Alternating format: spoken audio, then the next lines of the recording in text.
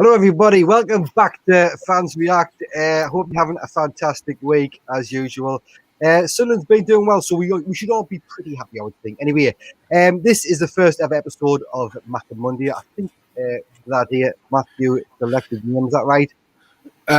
Yeah, I mean, it was actually pretty difficult to try and think of names for the series and whatever. And Mackem Monday is kind of the name that we came up with. We wanted obviously to do a bit more content during the week. So yeah, here we are, Mackem Monday. And what's the difference between Mackem Monday and Fans React Friday, mate? What's the difference? Well, I mean, there's no difference in terms of entertainment, obviously, because we're on your screens. But I mean, I guess this is kind of just a review of the weekend, preview of the Tuesday night game if there is one, and then sort of Friday at the end of the week. That's sort of like chill out evening, have a few drinks, do a quiz, just a chill out evening. Everyone can come and enjoy at the end of a very long and hard working week, really. So yeah. No, yeah, of course. I think it's a great idea, mate. As you can see, we've just had a late arrival. Well, not really, literally a minute or so. So I think we can forgive him for that. Hello, Colin, my big brother. How you doing, mate? I haven't supported you for a while. Good, mate. There, I just got confused. I'm like with technology, man. Oh, don't worry. Nobody's as worse than Sean, so don't worry about it, mate. You're fine. And obviously, the lovely Alyssa. How are you doing, sweetheart? Good, yeah. Obviously, good win out the weekend, so I've just been buzzing off it all today. Got something today anyway, so yeah, just buzzing. Really. No, that's fine. I appreciate you being on again tonight, and you, Matthew. I did speak to you, but I didn't say thanks for coming on. Hope you're well. Yeah, you too. Hope you're well too. We haven't seen you for a while as well. More importantly, on screen. I know it was a couple of weeks ago. I think I did one of the streams, but yeah, I'm a busy boy. I've got a little baby girl, so if you hear her crying downstairs, or if you hear Sesame Street songs playing in the background. That's what it is, and she is going in the bath at about 7:30, so you'll probably hear some screaming or something as well. But I'll try my best to keep the mic away from it as much as I can. But yeah, we thought we'd try this Mackem Monday out. We've got 3 awesome people on the show with much more knowledge than I have to talk about what's been happening in Sunderland recently, signings and things like that. So we'll just crack straight on with it. But first of all, before I do anything, I just want to see who's in the chat, who's with us. We've obviously got Sean Middleton watching. We've got 28 people in the minute, so if you haven't given that a thumbs up yet, please do so. Amy Reeve, who is my niece and Colin's daughter, she's in with us. Hiya, darling. Joanne Punchin, top moderator. She says, hi, guys. Acacia Cameron Jude, who everybody knows as well, I'm sure. Who else? We've got a... sorry, they're having a conversation amongst themselves at the minute. Daniel Moores just said hi. Lennon2468, who's on Twitch, I believe. Can I get a oh, yeah? So there you go. That's the best you can do. Yeah, that's the best you can do. Ethan O'Safk as well has just said hello, Matthew, Alyssa, Paul, and the other person who is Colin, or Mackem49000 on Twitter. You can check any of these Twitter accounts out on Twitter if you want. So, fantastic. Let's get on with the show. Anyway, I wanted to start off with the last game, Recruitment Stanley, another win. 2-1 to Sunderland. Like I see, basically, I'm going to be getting information off you guys because I've missed so much of the season. I don't even know what's going on really. So everything you're going to be teaching us, I've watched like highlights and YouTube clips of things, but you're going to be teaching me tonight showing us basically how the season's going. So we'll start off with you, Matthew. Accrington Stanley. How did you think overall the team performed? Was it a 10 out of 10? Well, I mean. Obviously, I wouldn't say it was a perfect team performance. I think we had a lot of missed chances and maybe a few little mistakes. But you know what? Throughout the whole of the game, I'd say maybe 90% of the game, it was such a good team performance. If you look at the goals, they were team goals. And I feel like that's going to be... like something we're going to be talking about now throughout the season is just everyone working as a team. There isn't going to be like one individual, because I feel like maybe for the last few seasons we've had Begidi, it's been like Begidi FC, but now it's like everyone, you know what I mean? Everyone's pulling in the right direction, and I think maybe someone said it on an interview. This is an exciting team to watch now. Exciting games, entertaining games. It's not the play absolutely rubbish and win. It's like we play well, move the ball well, really exciting football. It gets you on the edge of your seat, and then obviously we're top of the league. So that's just showing how well we've started.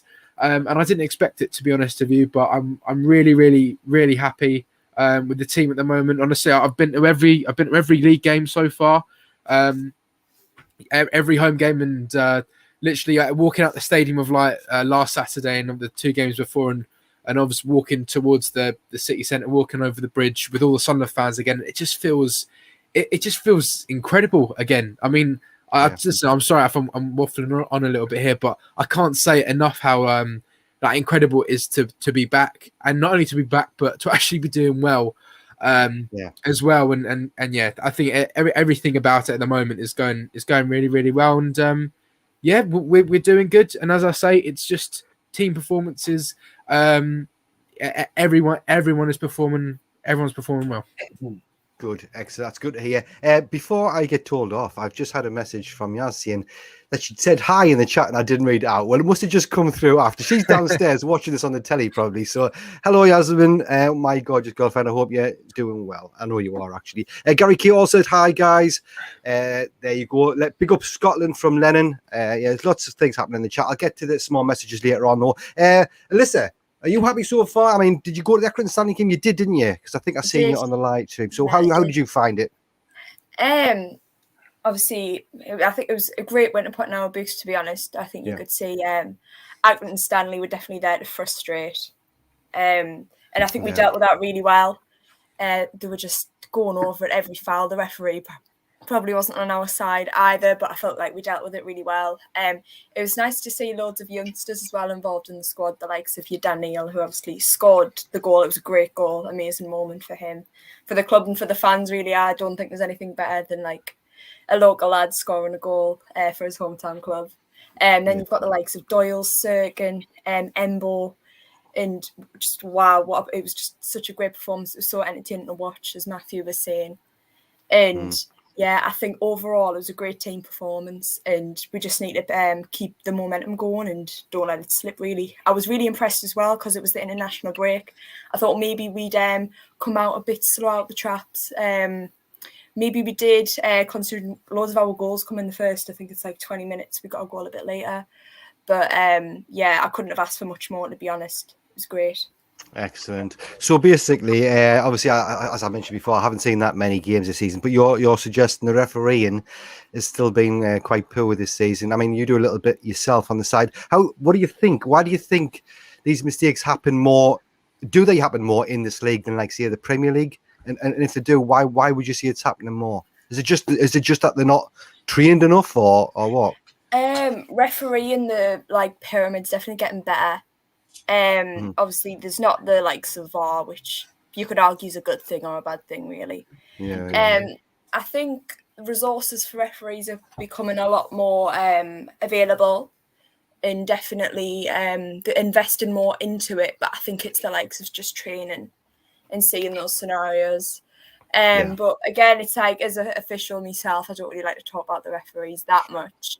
But I think, I don't know, it's just maybe the FA. I know the FA are going to put a lot more funding into it, so hopefully in the next few seasons we'll see an improvement in the officials of the league. I think you'll really start to see a difference when the younger referees start to come through, because the older referees, they've been through basically a completely different system to what we've been through. When you see your more youthful current referees coming through, I think that's when you'll see the improvement. Definitely, fair enough. Thanks for that. Just quickly back to the chat. Colin Majors here, Ethan Dixon, evening, or Ethan Orsaf 17.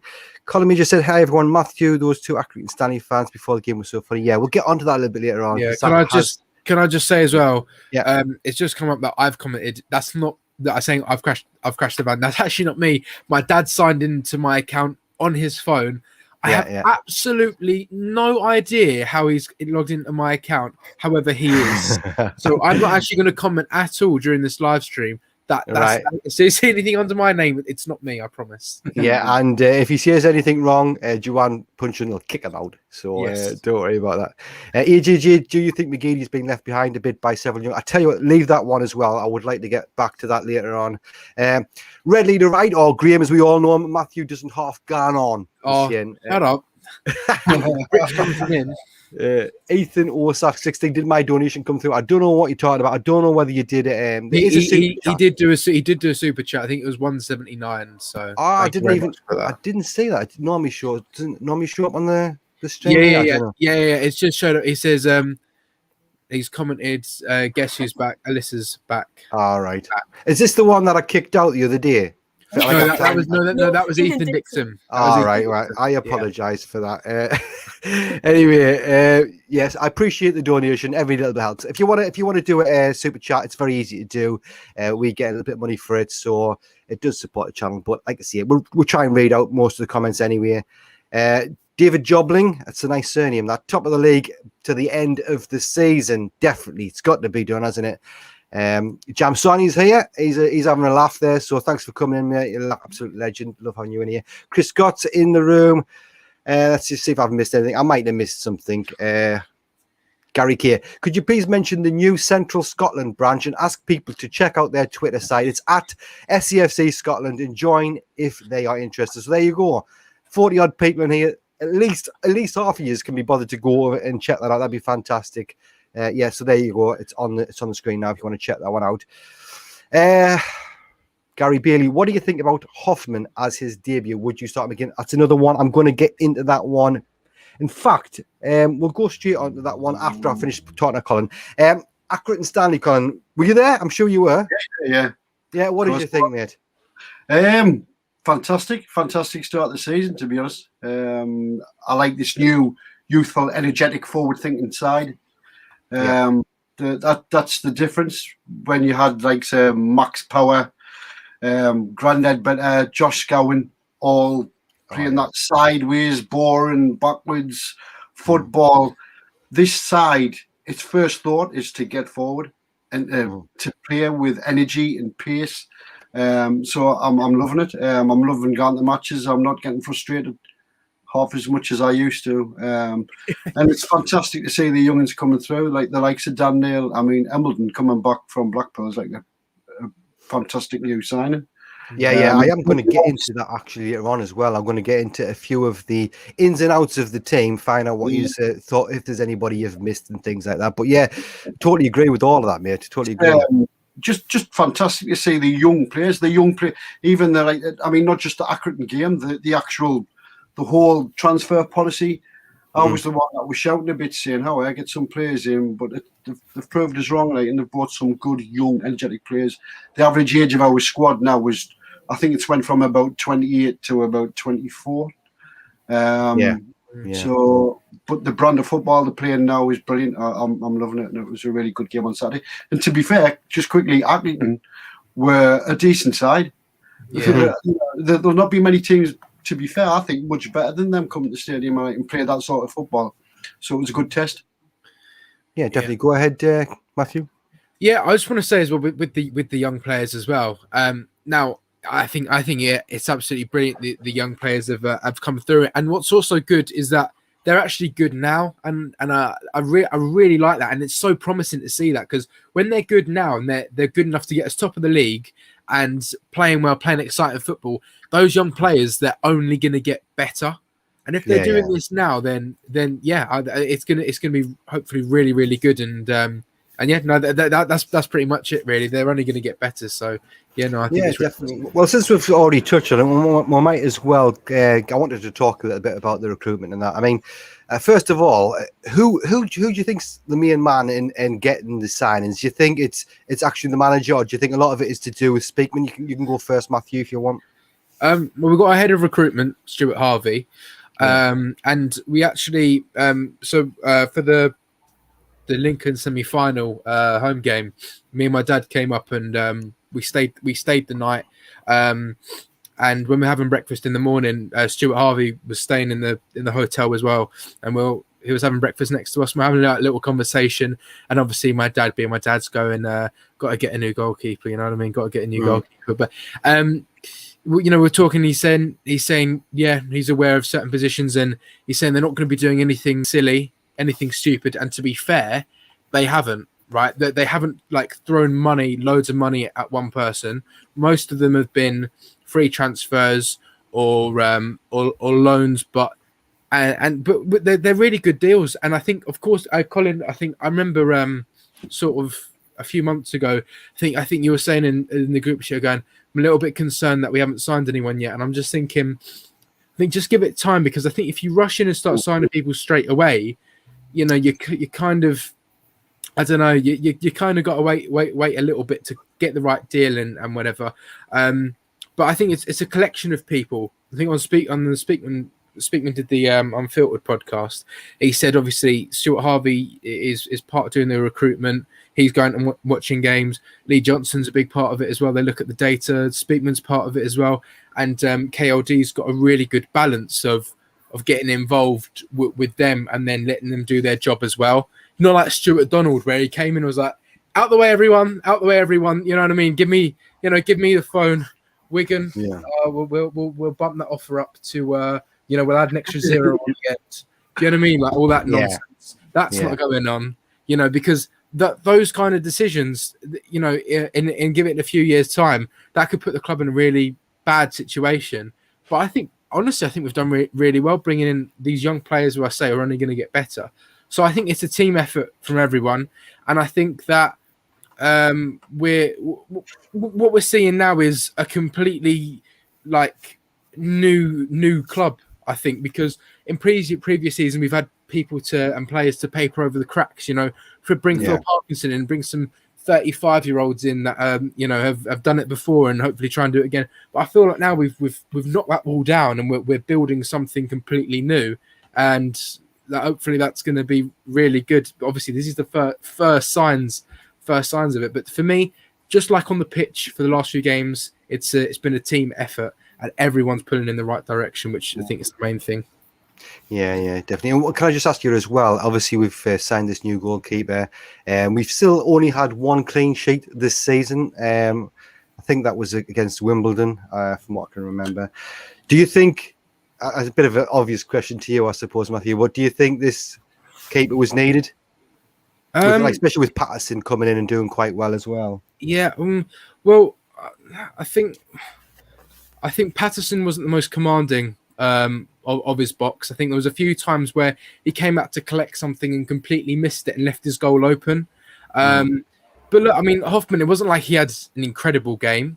But I mean, he's only going to get better. I can understand him coming from a completely different country, completely different league, into a completely new, environment. That obviously you need to adapt to that, and it's never easy. It's not FIFA or anything like that. It's real life human beings and whatnot. But hopefully he's got a good future. And yeah, I mean, for me, he did okay. Nothing special. I wouldn't sit here and say he was amazing, but I'll give him a chance. I've seen Burge for a season, and hopefully if we see him for a season, his performances are going to be a lot better than him. Yeah, definitely. Just go through some of these chats again. Let's have a look. James Jelly. I don't think I've seen you in the chat before, mate. If you have, well, welcome anyway tonight. What are your thoughts on Gooch? Yeah, we'll get back to that. He reckons he's been a little bit under par, but we will come back to that, promise you, a little bit later on. Sean Middleton just said Matthew. He usually does that on the WhatsApp thing, doesn't he? When he wants something. Yeah, just go Matthew. And I'm like, what? It'll be something like silly, like where's my coat? What was it today? What was it? Oh, I can't remember now. I can't even remember what he said, but no, he says it quite a lot. Hanny95 reckons your dad's a legend, Matthew. We've got Mustardino1. I think that's through Twitter. Does Luco 9 fit in the start 11? Another good question, but we will get back to that one. John Pemberton, evening, lads and lasses. Cheers, John. Thank you for coming in, mate. I might have missed. This keeps jumping, so if I've missed any, I do apologise. I think a daily Matthew podcast should occur. That's Jimmy Paddy. Yeah, you should do like daily vlogs. That would be a lot. I feel like I'd get too stressed because when I start talking about stuff, I get myself into a bit of a state. So I think I think maybe 1 or 2 times a week on here is enough for everyone. Yeah. Also, Jimmy Paddy did say, I agree with Matthew, we're in no rush to sign players. Now, Colin, I can understand why you're a bit worried because Sunderland generally they wait until the last day, there's like hours to go before the transfer window shuts. You want to see people in sooner, just to sort of bed into the team and start gelling together. Overall, how do you rate how we've done it in the time scale of things and with regards to who we're getting in as well? For me, yes, mate. Sorry, I didn't know you were trying to. Yeah. I was initially, like you say, I was concerned. And we do. You normally leave it to the last minute and then just buy whatever's left. Yeah. So I was a bit concerned, but I've been proved completely wrong, to be honest with you. And exactly what Matthew said, there's a proper structure and a team all pulling in the same direction behind the scenes now. So, when they do identify a player, he's got to have certain qualities, he's got to have a certain personality, he's got to be able to fit into Lee Johnson's philosophy. And they're just doing it right. Young, hungry players who they know are good, who they can develop. Because the overall thing the club want to do is to be self-sustainable, aren't they? So that means progressing players and probably eventually selling some of them on to sustain the club. Yeah, definitely. So basically, I think that's the blueprint. Teams in the past, teams that are smaller than us, a bit like Crewe, they've done that sort of thing very well. So I do think our recruitment this summer's probably been the best for a few years, to be honest with you. Yeah. And just everything, even when you hear them, like Christian Speakman was doing that podcast about the work and the way they're restructuring even the academy and the way it's set out so that they're all together. There's not somebody like right down there. They're all in it together. You know what I mean? And you can see it's already starting to pay off on the pitch and off the pitch. And long may it continue. I don't want to get too carried away because I just know what Sunderland's like, but yeah. brilliant start. Yeah, it's dodgy sometimes being optimistic when you're a Sunderland fan. Totally get that, mate. Messiah Aaron in the chat. Hiya, what's this stream about? Basically, it's a Sunderland fans chat. You can get involved if you're a Sunderland fan, even if you're not. If you just want to learn more about Sunderland, there's a Netflix documentary. You can watch that one. But anyway, Jimmy Paddy. We could either bulk buy and wind up with standards like Varga again, or we could wait and make clever decisions. I think that's the point Matthew was getting at. Yeah, it's just we haven't just rushed it, and we haven't like at the last minute just bought somebody just so we've bought somebody for the sake of buying somebody, as Colin said. So, Alyssa, are you happy with the recruitment? Are you sort of optimistic? We'll use that word again to say that that's enough for the season. Yeah, definitely youth development and like recruitment and things like that. It's something it's the side of football I'm very interested in. I'm quite passionate about. But I think the model we're adopting is very good. I've heard, I don't know if it's exactly true or how true it is, but we're using a system where we're looking at players maybe from lower league teams or teams maybe that are underperforming, but then looking for those players who are overachieving in that team and doing really well. The likes of Brentford use the same models. So if you look at, for example, Ollie Watkins, he came from a lower league side. Brentford, played for Brentford, became absolutely massive, did really well, sold him on. And if we can adopt that model and, as Colin was saying, become self-sustainable, then it'll be like just amazing, really. And I love the youth. I'm all for getting youth players in, but putting youth players in at the right time. And I think Johnson's done a great job of that. Yeah. For example, you've got loans from like Manchester City, you've got Doyle, then you've got one from Union Berlin. Is it Berlin's? Like, I'm going to say his name wrong. Like, Diaku, was that how you say his name? That's it. Yeah, good enough for me, definitely. Fab. And then obviously the Hoff. But and at the club, the recruitment structure is great. You've got Lewis Stickman, he's like head of the academy. And the way they're restructuring the academy, not even just for the players, but for the families, they've put in like family and friends room, and they have a kitchen in there where the parents can go get a bite to eat. They have a pool table, a ping pong table, they have a TV, they have absolutely all sorts. Yeah. And you can tell KLD's came in, he goes, right, I want this, and this changed, because the academy's completely changing. They've got new bits in, adding other stuff in, they're suggesting things, taking stuff out. And you can really see it's like they've revamped it completely. It's like a rebirth of Sunderland Football Club, really. It sounds like cheesy, but that's what it is. Yeah. And they're getting the community involved, I know, a lot more. They had a tournament where they got the Russell Foster teams, which is, if you don't know what that is, it's like the local league teams in like Sunderland, Tyne and Weir.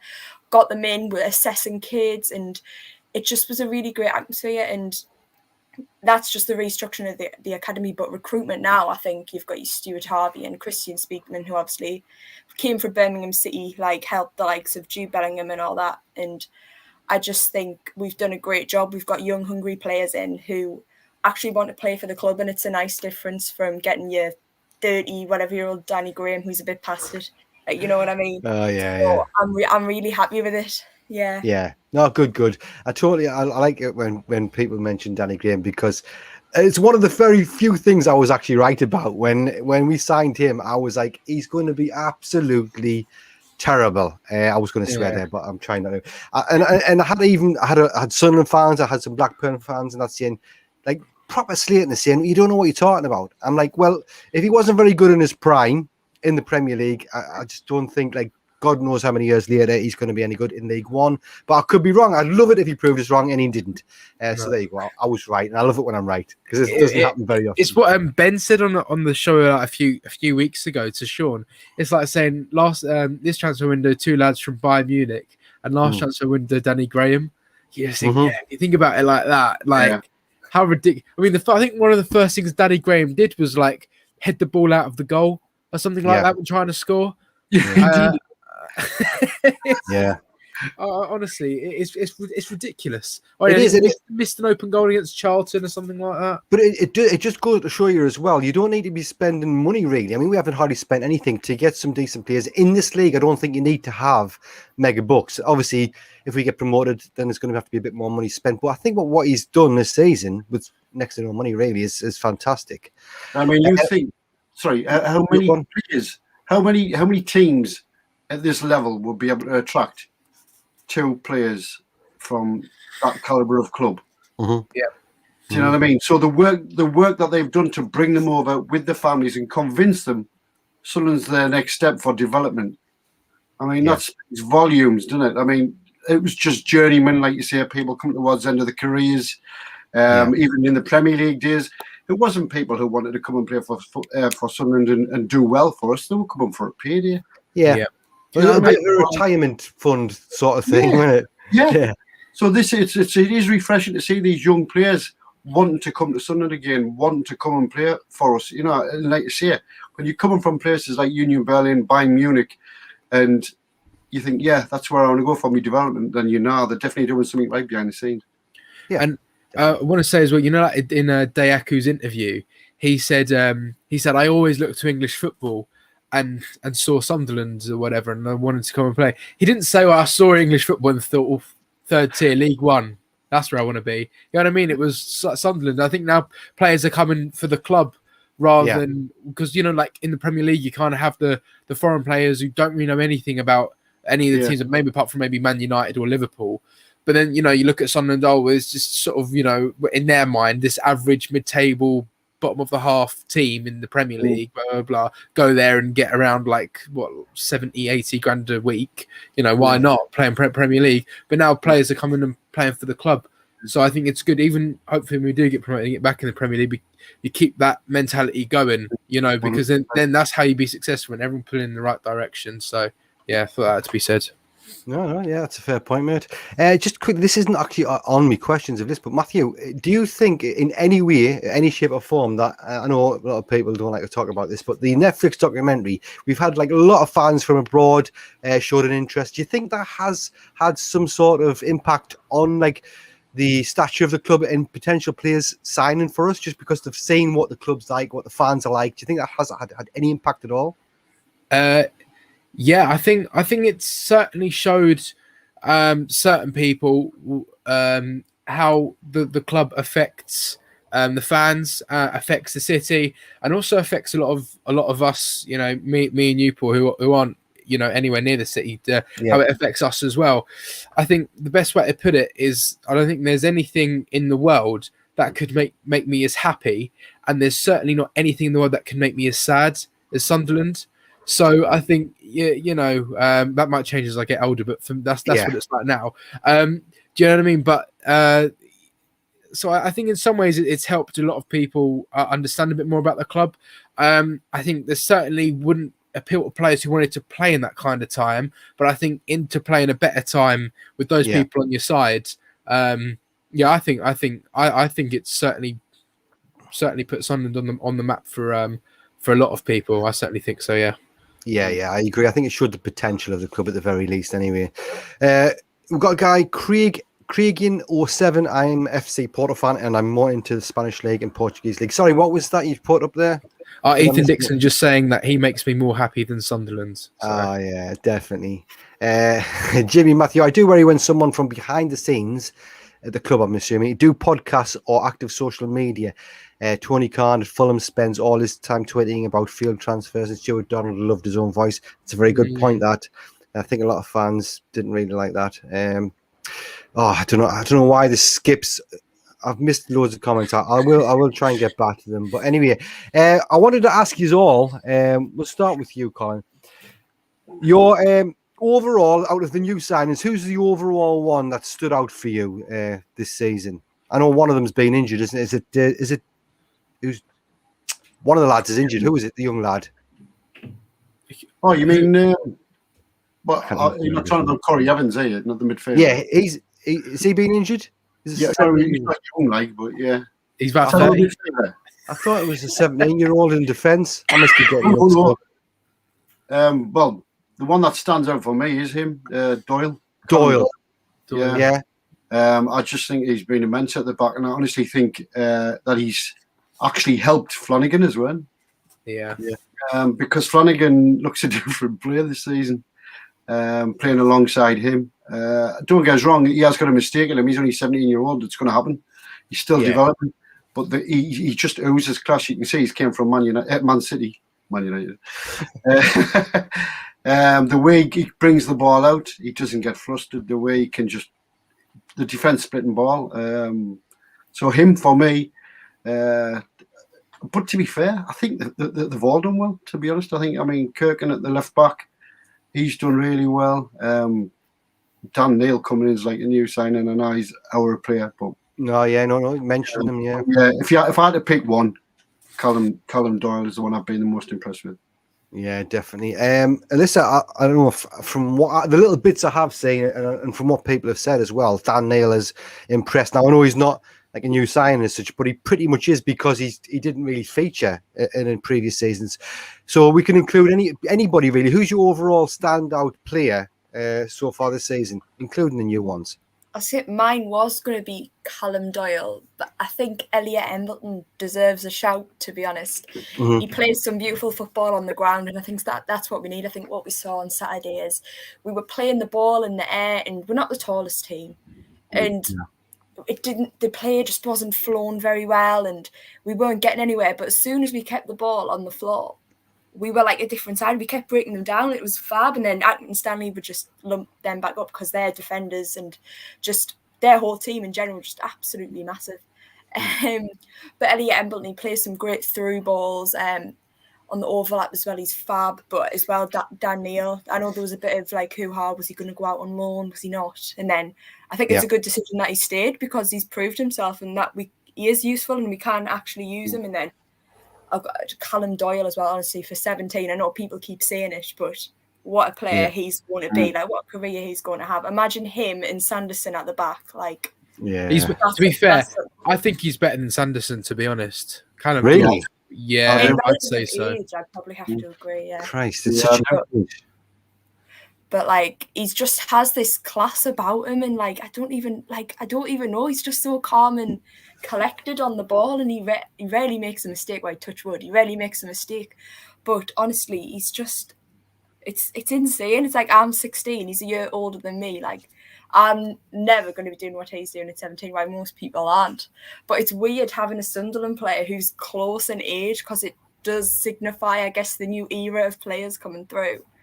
It's just really strange, but to all the youngsters really have impressed. I'd like to see a bit more of Niall Huggins, to be honest. Yeah. I haven't really seen much of him at all. I didn't really do that much research when he came in, but I'd love to see a bit more of him. And yeah, I think if we keep going, I think we're going to do really well. Excellent. Do you agree with that statement, Matthew? Who's your standout one? I don't disagree with anything anyone said. But for me, I've got to say Dan Neil for me. I think just he's just been incredible. I'm like, where did we get him from? Like, I can't believe that he's from our own club. You know what I mean? We've just gone, we'll just put him up, and he's 19 as well. You know. Yeah. I mean, that's 1 year older than me. Callum Doyle 1 year younger than me, and Dan Neil's 1 year older. And I can't believe it that someone at the age of 19 as well is that good, you know. And I think, you know, there's a difference between, you know, someone can have one good game or one good moment and you think, oh, well, you know, that's pretty good. You know, he's got a sign, but he's been good every single game. You know, there's certain parts of his game that needs to improve on, of course, but he goes through the whole game with making, you know, hardly any mistakes. Another thing he does, his vision is incredible. He always finds these passes, and the same with Embleton as well. I'm not clever enough to try and use this fancy terminology or anything like that, but we keep like cutting through their defense. We're finding these passes. People are making these runs, and one thing I noticed as well, Flanagan kept getting the ball to Ross Stewart every single time when he hoofed it, and it wasn't like hoof ball, just kick it in the air and hopefully it goes to someone. It found someone every single time. Quick mention as well, who hasn't really got a mention this season at all, really, is Luke O'Nien. And to be fair, because Luke O'Nien has been pretty much like, I think he's done his role. He hasn't really made any mistakes, so no one has really, you know, pulled him up on anything, to be honest with you. And I think he's been there to allow Dan Neil to sort of go, well, go on then, you know, you do what you do, you know, run forward. Dan Neil's done a lot of running as well as a midfielder. He's done a lot of running, covering a lot of ground. And I think, but also Luke O'Nien's incredible. I mean, how many times did he dislocate his arm on Saturday and kept playing? It was unbelievable. I think when he took his shirt off after the game, someone had to come over and onto the pitch. I don't know if anyone saw. One of the Sunderland staff had to come over, and he went like that, and they had to pull his shirt off. He couldn't even take his shirt off himself because his arm was that bad, and he still managed to play the whole 90 minutes. He went down about 4 times injured with his arm. He just didn't want to go off and kept playing and won the game. Now, I mean, that's probably one of the most incredible things I've ever seen, no matter what level. And I think, do you know what? If you're playing like that, if everyone are playing like that, then incredible. Yeah, honestly, I've never seen 11 players care so much on a pitch. But for me, one standout performer, it's got to be Dan Neil. No, go on, let's go for it. I was going to say Carl Winchester. How good do Carl Winchester play? Yeah, do you know what? Yeah. There was a bit. Brilliant. There was a bit actually on Saturday with Carl Winchester. He ran forward. I think he beat a few players, and then he had 2 players in front of him, and there was. I think he had a few players round him, and then I'm like, oh, he's going to lose this, and then he just tries this like pirouette thing, gets through the gap and gets fouled, and I stood right up, and I was just getting like we've just scored. I was like, that is incredible. Like honestly, unbelievable, and that's what I think. What Alyssa was saying earlier, you know, looking at the lower divisions, he came from Forest Green Rovers in League 2, right? I think he was their captain, maybe overachieving there, and he's come in. Maybe last season didn't quite reach the heights that maybe we expected him to, but he's coming, and he's just been incredible. Honestly, really good, and got a well-deserved goal Saturday. And even that position there to run in. I know you've only asked me for one player, but I just can't not mention it, really. I know it's difficult. He's got how well the team's done. Yeah, because you can't just say one person. You've got to mention everyone. You know, just the desire to just try and get forward, and he ran. You know, McGeady, brilliant pass and a great finish by him as well. I think it's his second goal this season as well. So I mean, he's been brilliant as well. And just one final thought from me, Paul. Sorry, the thing about this team, the way they're playing, and the hunger and the fast forward thinking player, and the movement up front. Sometimes it looks like McGeady isn't having as good a game as he had been having last season, but basically what's happening is the rest of the team are taking some of the load off him. Yeah. They're not overly relying on McGeady in that side anymore. That was actually not always looking for Aidan McGeady.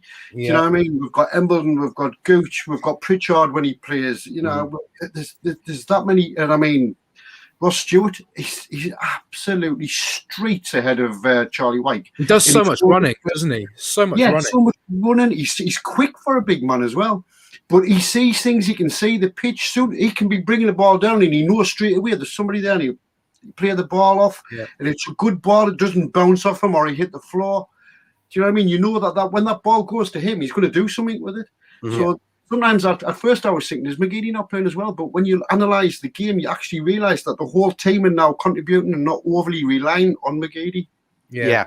I think what happened before is McGeady used to drop in quite deep to try and collect the ball, a bit too deep. And sometimes McGeady can give the ball away. And when he used to do that, give the ball away, then he's a bit of a liability there, because then you got a defence who, before we had like Callum McFadzean and who would never stop across and whatever. So I think he doesn't have to come as deep now. He can sort of stay up and just do his role, assist like he did with Winchester. And I mean, also the left back is Sirkin as well. Can't not mention him. I mean, he stops a lot of crosses as well, to be fair to him, and also the header off the line, because that was definitely going in there. If he wasn't there, that would have been 2-2. I think he played a one off the line last week as well, didn't he, against Wigan? Yeah. I think it was, because wasn't that on? I might have been Wimbledon. I'm not too sure. I think when Patterson came out and tried to, this is what I was talking about earlier, tried to collect it, missed it, and then I think it was Wimbledon player headed it. It was going in, and he was on the line to just head it away. So he's there as well. So again, Sirkins, we won't really mention him too much, but he's been quite good. Good. Well, that was one of the questions I was going to ask later on. Has McGeady still got it? Sorry, Alyssa, what were you going to say? I was going to say, did anyone listen to BBC Newcastle? They had that fan on. He was saying something along the lines of, I'd rather have Hume than Sirkin at left back because of this, and this. I was just wondering, what do you think of that? Yeah. Would you rather have Hume playing in the left back? Not at the moment. No, I don't think I would. Silly. You can't really change it when they're playing so well. I mean, can you imagine me asking you this question about a standout player last season or season before? You would have struggled to get one or two names. I've just had about 5 or 6 from you there, which is absolutely fantastic to hear. And some of them, myself personally, like Dan Neil, I'd said way back when I think it was the pre-season. I've mentioned this before. The pre-season of last season, he put a through ball through for Will Grigg, and Will Grigg scored a goal, believe it or not. And I remember then all the way through last season saying, like, where is he? Do you know what I mean? Like, he should be getting more game time. I thought he looked great then. So now he's getting his chance, and all the new signings, the names that he's coming out with, it's good. It's looking positive for Sunderland for a change.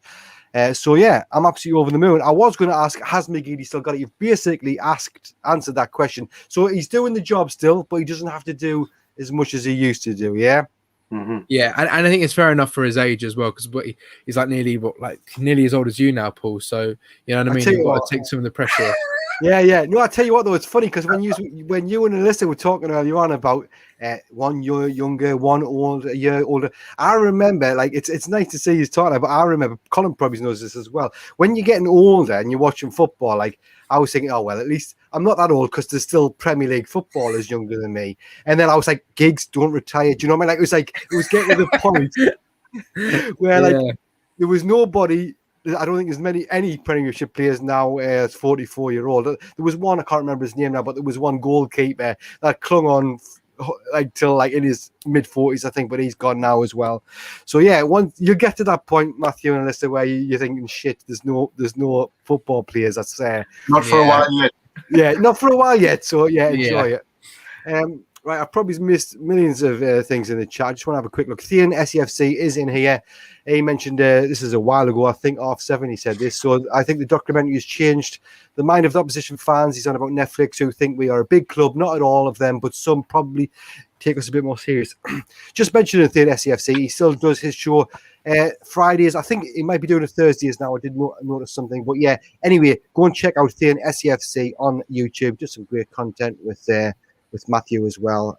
So Michael Bowers. Sorry, mate. It begins with an M though. Come on, it's confusing to somebody my age. You'll be offended of that. Stuart Shaw, I did not watch the Netflix series. I suffered enough. That's fair enough, mate. Let's have a look here. I just want to. Good evening, everyone. That's Morgan Greer's here. Oh, where's Paul gone? He kicked him out.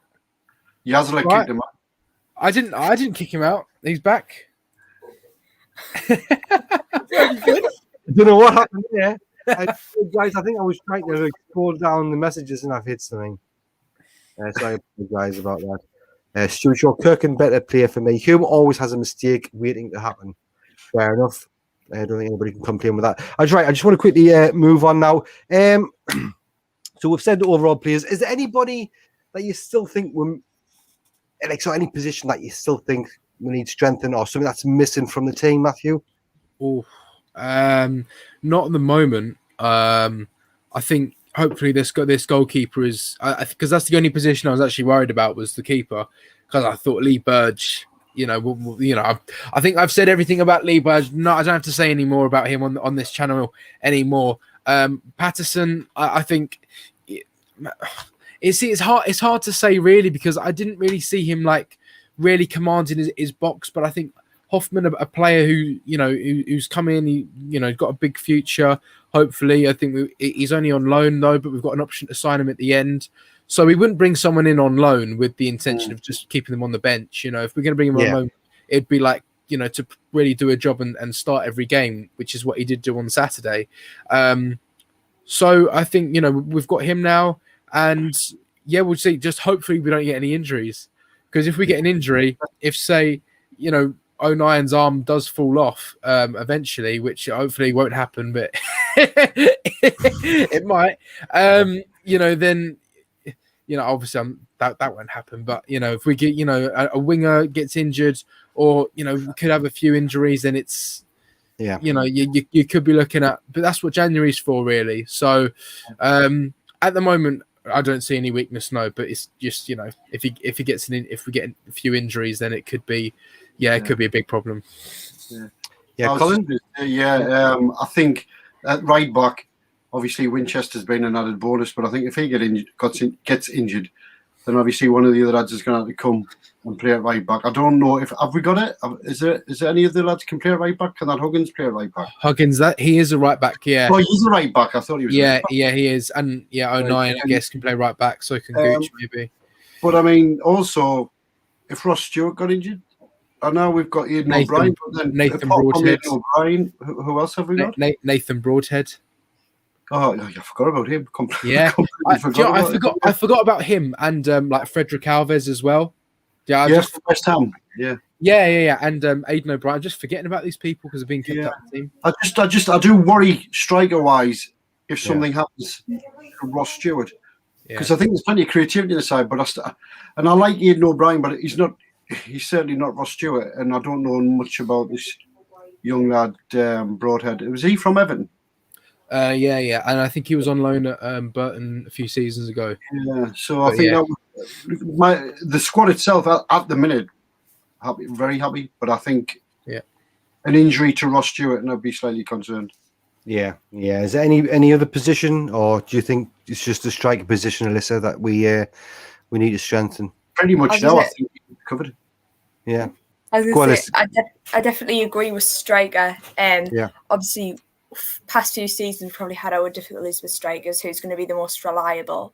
But Ross Stewart, he's seeming very consistent at the moment, and I do question if he does injured, are the other players going to be able to step up to the plate and take on his role. But I can't, as like the side at the minute, they're playing so well, there's no reason to have to replace somebody or buy anyone, really.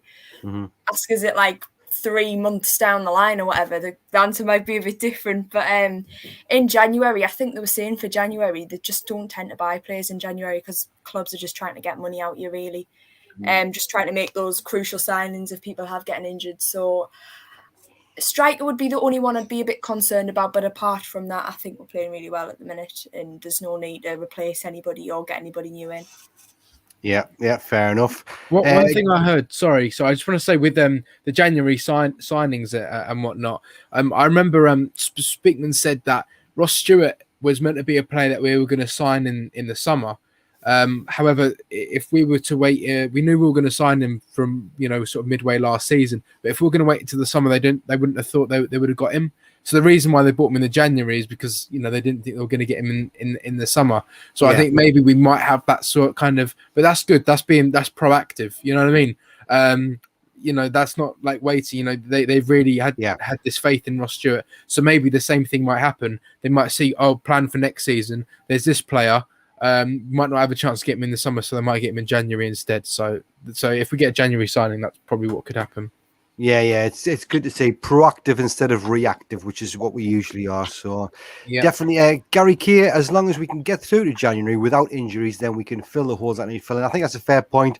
And I think we've got enough with us in this from the team, from what I can hear anyway, that we should get to January in a good position. Hopefully top still.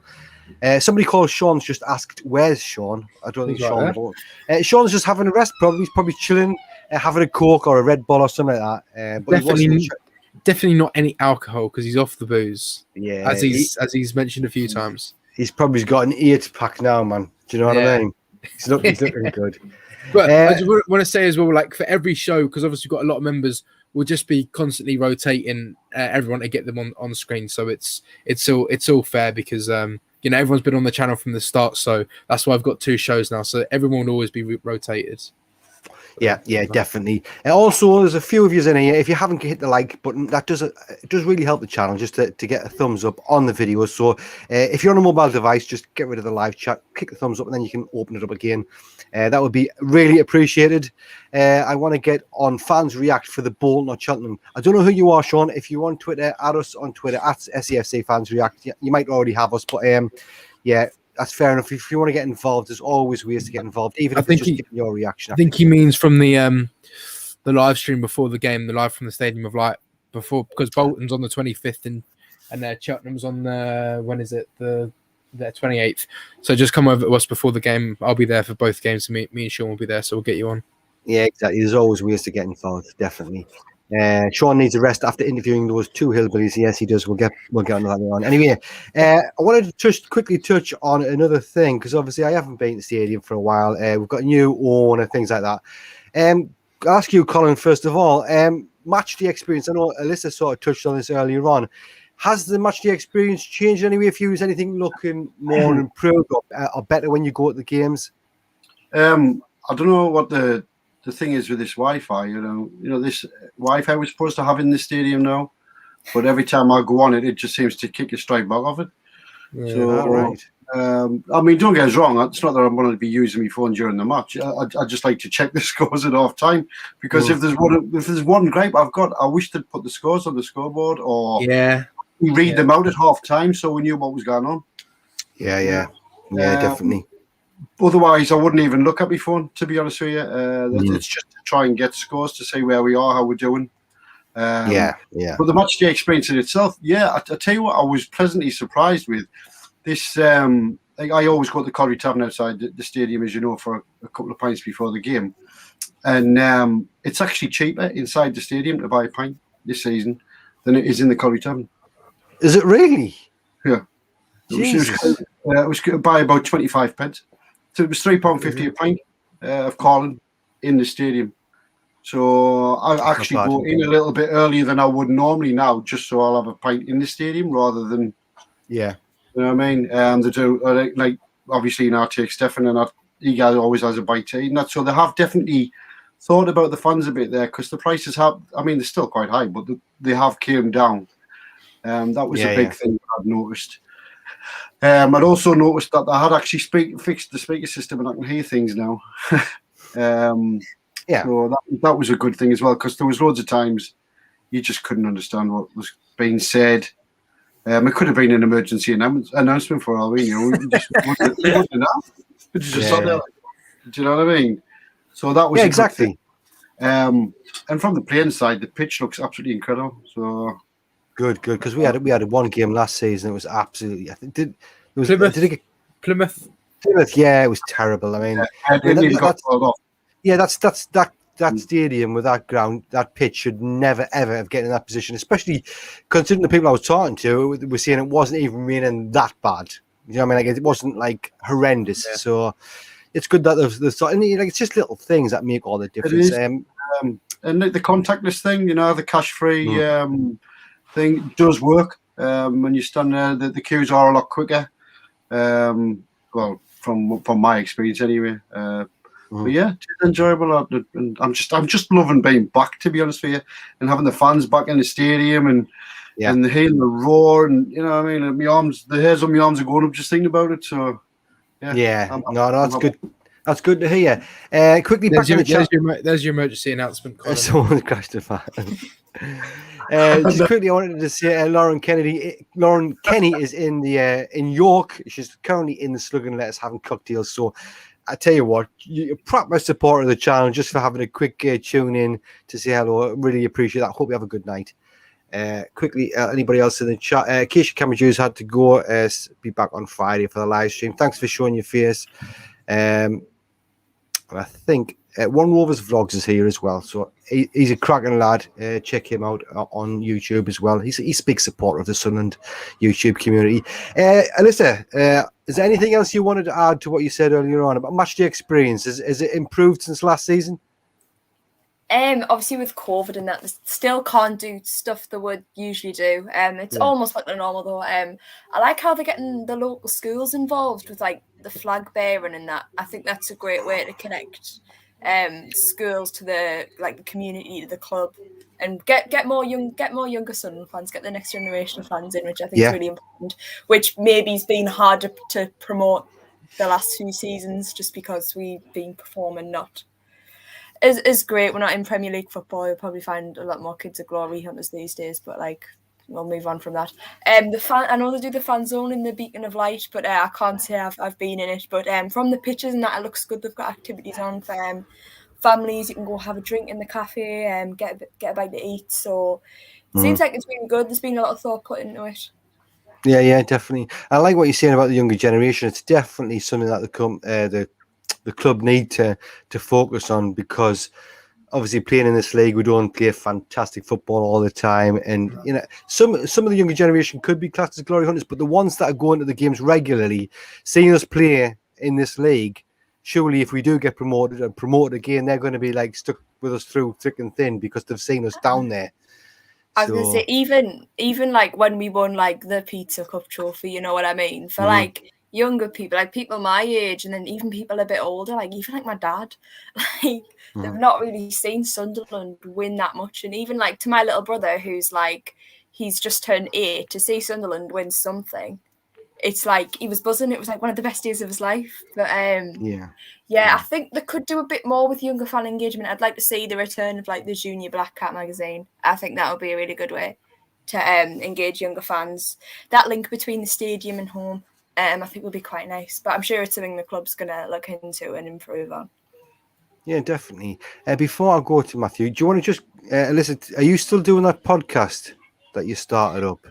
I am. It's probably going to be a lot less regular, but I'm trying. Right. Well, what's it called? It's called the She Talks Ball podcast. So I'm aiming to get one out a month at the minute. That I've got a 3rd episode pre-recorded, just to get it edited, and that'll be out. Excellent. Sometime in October. Definitely go and check that out, especially if you're one of the younger kids who want to get involved. It's mainly to do with women in football. Is that right? Yeah, I'm looking to branch out a bit more to do like men involved in women's football. It's just female fans, and then I've got the Norwich City ladies captains coming on. I just need to edit that episode. That'll be out soon. So it's I enjoy talking to people. So if anyone wants to have a listen, then feel free. No, definitely. Yeah, go and check that out. I would recommend it. Anyway, Matthew, quickly, what do you think of the matchday experience? Have you noticed anything different from previous seasons? Yeah, we don't have the halftime challenge. What's that all about? That was my favourite bit, to be honest. See people run around the pitch and then stack it over, and that was brilliant. So we need to get that back going. I don't know. I think obviously I didn't even know that the fan zone was in the Beacon. There's obviously a few things now, because I'm a very sort of picky person. There's a few things I don't really like around the ground. Where the fan zone used to be outside, there's still everything all set up there, like the containers, and they're all shut. It just doesn't look very good. So yeah. I think I don't know if it's still. I don't know if it's still summer. It's still summertime now. I don't know. I don't think so. Autumn. Autumn now. But or maybe we might bring it in towards the end of the season. But you got a lovely sunny day and a lovely opportunity to, for fans to stand outside and have one of them, cheaper pints outside the stadium before they go in. Because obviously it's a bit packed inside. It's it'd be nice to stand out in the sunshine and have a pint remember in the Premier League, the fan zone used to be really, really good. But obviously it's, they're dropping down. It's not anymore. I think maybe outside the stadium, there's a few things that need to be taken care of. I think maybe just putting a little bit of weed killer down round in the car parks. I think it sounds silly, but there's a few little things you could do. It just shows like, you really care about the ground and the stadium and whatnot. There's still quite a lot of graffiti up, I think, from the black and whites who in their sad lives came down and had to write certain things, and that still hasn't been removed or whatever. But anyway, there's still a few things. But in terms of match day experience, going in the ground, watching the game, I mean, you can't beat it really. But no, I mean, obviously there's still things that I would change.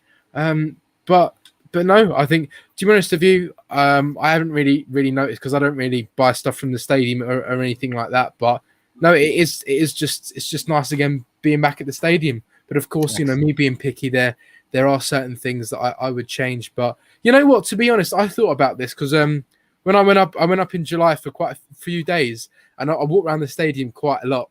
Because obviously, it's not many chances I get to do that, and there were so many things I'll go, need to change this, need to get this changed. Honestly, I would go there and do it for free. If a team of people want to come with me, right, we'll all go together, we'll put a bit of weed killer down, we'll paint over the graffiti and all of that. Honestly, if anyone wants to come with me, right, we'll get a good team together. We're all volunteered, free of charge, and we'll just look after the very club that we love, to be honest with you. So yeah, that's I think a few things need to be sorted out, and also agree with Alyssa as well. Junior Black Cats, because I used to get that magazine all the time, and I used to love it. You used to get like a free poster, Christmas card. Christmas card, and I used to have loads of posters. Unfortunately, the last poster I got was of Jack Colback. So anyway, but yeah, so that's something I think they need to bring in again. Well, there you go. If you want to go weed killing with Matthew Lead, there you go. At Lead Matthew on Twitter, and get in touch with him. We're sure we can sort something out. But it's just showing he is right. The finishing touches make all the difference. Somebody else said that in the chat as well. Just quickly, Amy Reeves said, I love that, Alyssa. I know from my point of view, I get a lot of crap for being a football fan because I'm a woman. So very proud and pleased about what you're doing, a segment for women who play and support football. So there you go. You've got a big fan there as well.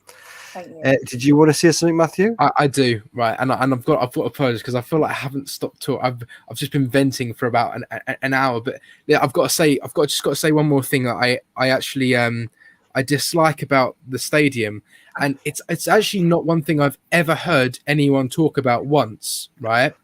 Is the goal nets. I absolutely hate the goal nets because they're like red at the back. So when I'm sitting all the way back in the south end, there's a goal in the north. It's really difficult to tell if the ball's actually hit the goal because when it's white, you can see the goal sort of rattle. But when it's completely red, especially when we've got red seats behind, it's actually something really hard to see. So you kind of rely on everyone else jumping up and the players running away. I genuinely like when we had the red and white stripes. So I think when we were in the Premier League, we had like red and white squares. But I think the red, sometimes it's really difficult to try and make out the goal. So that's one thing I don't know if I'm being too picky, but I genuinely don't like the goal nets. No, but you're not really. To be honest with you, match day experience is a lot of little things. So if that's something that you've noticed during the games, then you're well within your right to talk about it. Yeah. I do just want to quickly move on because we have been on here quite a little while now, and I wanted to ask you, basically, I know you might want to jump in and say certain things, but I'm going to go through a list of some of the players that's left the club. All I want you to do, any one of you, is if I see a name of somebody that you wish was still at the club, then put your hand up. If you don't, if you're quite happy that they've gone, just stay silent, okay? So we'll start off with, I think I know what might happen with this one, but we'll start off with Callum McFadzean. Yeah, as I thought. That's quite... Remy Matthews. Max Power. There we go. Chris Maguire. Oh, there you go. It's like a game of bingo, isn't it? She's on there, Alyssa. Bingo. I miss the shit. I was really not gonna lie. He's just is he getting much game time at Lincoln? Does anyone actually? I'm not too sure. Actually. But No. Do you know? I think I looked at one of the games. He didn't even make the matchday squad. Really? Yeah. I don't know. I think he would have been good to come on maybe as like a sub. He does still have like I know he can be quite inconsistent, but he does occasionally have that bit of magic in him. Definitely. So I don't know. I think he would have been. He would have. Yeah. I would have liked him to stay. No, I totally agree. I mean, I'm not a gay lad, and I don't blame anybody, but I think he was a good-looking lad as well. Everybody used to say like King Maguire. Good. Yeah, you want somebody wearing a Southern top to be not like Tom Flanagan, you know what I mean? But there you go. Anyway, we'll move on to the next one. A point on him just quickly. I think when he first was released, I actually thought, oh, that's a mistake. But when I look at the team that we've put together now, I'm quite happy that he's been released. And I do actually think, I mean, I don't know any of this. I don't know what went on behind the scenes, but I get the impression that he could have been a major part of the problems behind the scenes, the disruptive influence, not just McGeady. Because a lot of money, like as soon as Johnson came in, you could tell he just didn't really fancy him as a player, did he? Really? And I mean, he has got quality. You know? So there was clearly something missing that we didn't see on a match day. There was something behind the scenes that Lee Johnson didn't like. Yeah. So. Yeah, it's good. It shows that Lee Johnson knows what he wants. You know, he knows what he's after, and he's going for it basically. So I totally agree with that. Next one, Josh Gowan. Yeah, everybody's happy that. Well, please, he's gone. George Dobson, come on. Everybody stays silent there. Only for Dan. Only for Dan. Only for Dan. Yeah. Here's Dan. Yeah. Oh, there you go. There's the pic. Hang on a second. Is that a photo? That was Chloe doing the drawing for Dan. Yeah. I think isn't it art by Chloe? I think on Instagram. By Chloe. There you go. If you wanna follow on Chloe on Instagram, art by Chloe. She says, Dan, I hope you love this drawing. Spent about 2 hours on this one. So there you go. That's for Dan, and I think he looks phenomenal in that one there. So yeah. Thank you very much for that. Brilliant. Thank you very much. Yeah, totally agree. Next one, Charlie Wyke. Everybody's okay with that one? Has Charlie Wyke scored yet? No. Has anyone seen that Twitter account? Has he assisted yet? Don't think so. Have you seen that Twitter account? It says, has Charlie Wyke scored yet? And every Saturday it's just no. They just tweet no every Saturday. That's class. Right, we'll go with another one now who is now without a club, retired, I think, Grant Ledbetter. Nobody. The time was up with him, yeah. Maybe in the coaching staff. Maybe that could be a shout. Because he gets it. He's still be involved in the club. Exactly, yeah. I think Colin's right. Yeah, he's both right. He gets the club. He would have been good in the background. You never know. One day he might come back. I think he just wanted to spend a bit of time away. You can't blame him. Yeah. Of course, you can't blame him for that, to be honest with you. One here that I'm not too sure how you will react. Personally, I quite liked him, but we'll go with Conor McLaughlin. Anybody wish he'd stayed? There you go. Would you like to say something about that?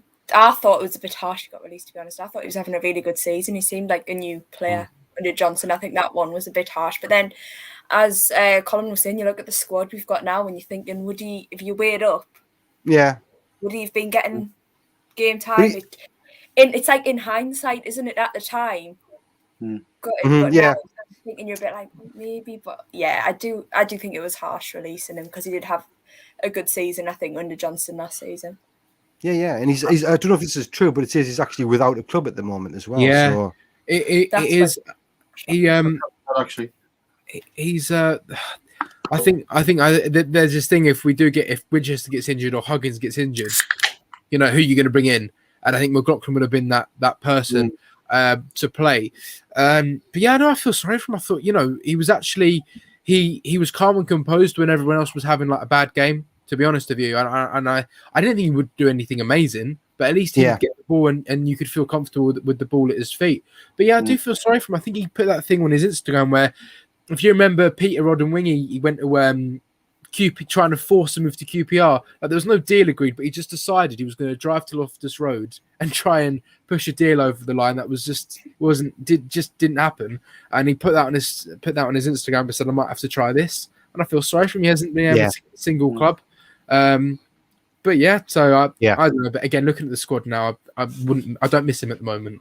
That's fair enough, mate. I just think I totally agree with you. I just think that he's a good enough player to be playing somewhere, at the very least in League One. I think he was a good player at times. But anyway, I've got 3 loan players as well that I want to quickly mention.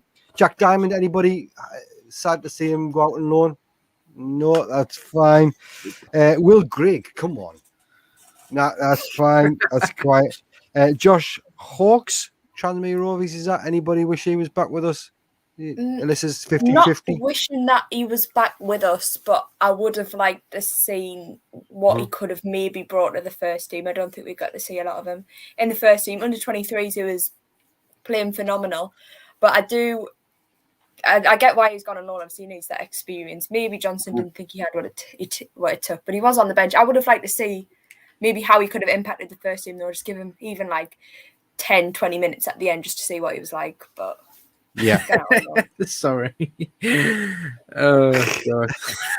He might go away and get that team promoted. You never know. He might come back like an Embleton. It's highly unlikely, but you never know. That was my point. Basically, when you think of the attacking players that we've got now in the squad, you kind of fit them all in, can you? So you might as well send Jack Diamond out. Hawks out. If they can go out on loan and have the impact that Embleton's had at Blackpool, and then come back better players, seasoned players for playing men's football, then they're good. I think with Hawks as well, like going to Tranmere, I think Tranmere were going to be a team that obviously just come down from. Well, no, they didn't. No, they're in League Two last, so I think they're going to be a team that maybe want to push further up the table than maybe other teams in League Two. And I think first team football will be so different to under 23s. And, let's not forget, if he does really well there and we really need him, we can always recall him. You know what I mean? I'm sure that there's maybe a clause, like we did with Connor Wickham when we had Gus Poyet as manager, called him back from Sheffield Wednesday. We can always just recall him if we need him. It's not like he's permanently gone. Mm-hmm. So, I think it's good if he's there, get regular starts, get regular football, and I think that'll do him good. No, definitely, mate, definitely. There's loads of things. There's probably a few things I'm not going to have time for because we have gone on quite a bit. I was going to mention about keeping players that we've currently got if we did get promoted, but we'll leave that for another episode. I do want to quickly talk about next game, Fleetwood away on the 18th Saturday. I want some predictions off you. And this is a big moment to prove how knowledgeable you are. So. Colin, Fleetwood away on Saturday. How do you see that one, Pat? I think they're down in 17th place at the minute. What do you think is going to happen there? It'll be a tough game. It always is. I mean, thank God there isn't a Joey Barton effect. Like that's a good thing. But it will be a tough game. I think they gave Rotherham a good hiding on Saturday, didn't they? Which that was a bit of a shock score. I think was it 4-5-2, 4-2. I don't know. All right. But they beat Rotherham at Rotherham. Excuse me. It's going to be a tough game. And, but I think the way we're playing, full of confidence, momentum. I think we're all sorry. I choked on I just did that deliberately. It's good synchronized. Come on. It's the 2 old guys, and we can't even swallow properly. Then Christ. I'll go for 2-1. Excellent. Do you want to quickly give the Sunderland goal scorers as well? Ross Stewart and Dan Neil again. Lovely. Alyssa, give us your prediction. If you want to mention how you think it's going to go, whatever, and then give us your goal scorers as well for Sunderland. Difficult game as always. The 17th in the table, but I don't think that should be taken lightly at all. You know what Fleetwood can do. I think I'm going to go for 2-0. Another clean sheet. I think we need a clean sheet. I think it's time. Goal scorers, I'm going to go for Embo and Stewart. Nice. So that's 2 for Stewart we've had so far. It'd be nice to get him to get another goal. Matthew? I think Morgan Gray's just putting a 3-1 to Sunderland, and I like the look of that scoreline because I never really thought about it. Yeah. So I'm going to agree with Morgan. I reckon 3-1. I can imagine us not keeping a clean sheet again, but my prediction's 3-1, and I reckon Embleton's going to get on the score sheet. I think Gooch has got to get his name on the score sheet for the first time this season. And then I feel like we might have, maybe Carl Winchester again. I say Cole Winchester. Yeah, I'll be happy with that, mate. I was going to quickly mention about Aidan O'Brien getting a hat trick in the game and not being picked, but we'll leave that again for another one as well. I'm sure I've missed out loads of comments, but I am going to sort of wrap it up a little bit now. But I want to just talk quickly about the channel, how it's going. We've obviously got this new thing with the Mackem Monday, which we're going to try and get out every Monday as long as there's people available. Fans React Friday as well, which is a bit more lighthearted, as Matthew mentioned earlier on. It's got the quiz in there. Make sure you subscribe to watch them. Also, Sean's and Matthew both involved in the pre-match live show outside the Stadium of Light. It's going fantastic at the minute. We're getting some absolute legends on there. I think I've got a picture I wanted to show you. I'm pretty sure all of you know this already because it's gone ballistic online. But these two guys here, Accurate and Stanley fans. If you haven't seen the pre-match live stream with these two, honestly, God, you're missing out. I think we've had more views than anything other than one other thing on Twitter with this, and they are just absolutely hilarious. This guy on the right, people saying he looks like one of the guys off Walking Dead. He does. He does a bit. But please go and check that video out if you haven't yet seen it. It is hilarious. That's very funny. Eh? Yeah. Yeah, exactly. You won't be disappointed. Nobody will be disappointed if they watch that. Also, quickly, this video here, which is literally a few seconds long, I might play it twice just so you get to see it. It's one of the best interviews Sean's ever done. It's had, I think last time I checked, it was close to 23,000 views on Twitter, which is by far the most views I can ever remember any content from this channel getting. So here we go. Are you ready for it? So it's Port of Weir's not long soon in Charlton. I think it's tested about it. So it's Port of Weir's not long soon in Charlton. I think it's tested about it. Obviously, that little bottle of fizzy pop that he's got in his hand had to make an appearance in the interview as well. Look at Sean's professionalism there. If you look just after the burp, he does look. Watch. So it's Port of Weir's not long soon in Charlton. I think it's. He did definitely notice it, but that guy has become a legend on SCFC Fans React Twitter account. So really appreciate that. So as you can tell, there's lots happening in the channel, and we're going to do another one of these on Monday, hopefully, and every Friday. So just keep checking in. Subscribe to the channel. Now you can do this. It's very, very simple to do. Just click on subscribe if you haven't already done so, and there's a little bell icon. I don't know if you can see because of the little ticker on the bottom, but there's a little bell icon next to the subscribe button, and that will notify you every time we upload a video. Every time Sean does another one of them reaction videos, you'll get notified of when it's up there. And as I say, we have that live one. So yeah, let's have a quick check before I go. I just want to say as well. Yesterday was 1 year since the first video on the Fans React channel as well. So now Fans React is 1 year is 1 year old. So thank you very much to everyone who's been watching and got us to the point we're at so far.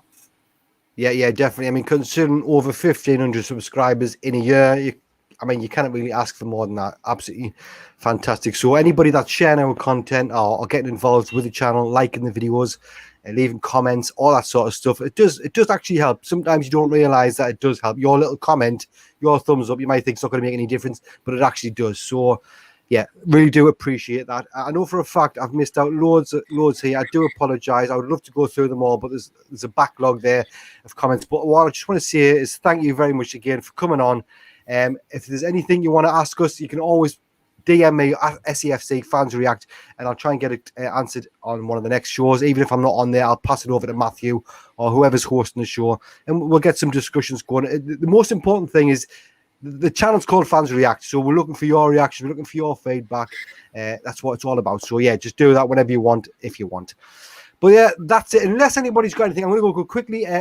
We'll start with the list. Is there anything you want to say? Do you want to just say goodbye or subscribe? Just you go ahead. It's your moment. Okay. If you haven't already subscribed, I'll do Sean. Hang on. I'll be Sean. Hang on. Right. If you haven't already subscribed, it's absolutely free. Doesn't cost a penny. Do you know how to subscribe? Please ask a family member or a friend, and I'm sure they'll get it sorted for you.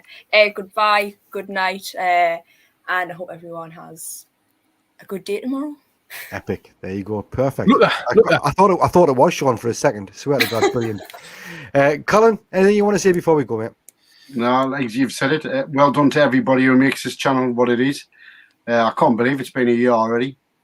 And here's to the next year, and more growth and more enjoyment and more fun, because we all love it. We're all here because we love our football club and our city. So long may it continue. And thanks for having us on. I've really enjoyed it, and I'll see you all again soon. Excellent. Thank you, Colin, mate. And Matthew, anything you want to say? I've said loads already tonight, but again, I just echo what everyone said. Thank you very much. No worries. I have seen some comments there that I would like to answer, but I'll speak to you later on. Anyway, Clayton, thank you for asking after my daughter. She's doing fantastic. Right, that's it for today's show. Really appreciate it. We've had lots of people in. Like I say, give the thumbs up if you haven't already done so. We're going to say goodbye for now, and we'll see you again on Friday, and then we'll have Saturday live show, and then absolutely awesome Sean's reactions after. So that's it. You guys take care, and for now, we'll see you later. Bye-bye. Bye.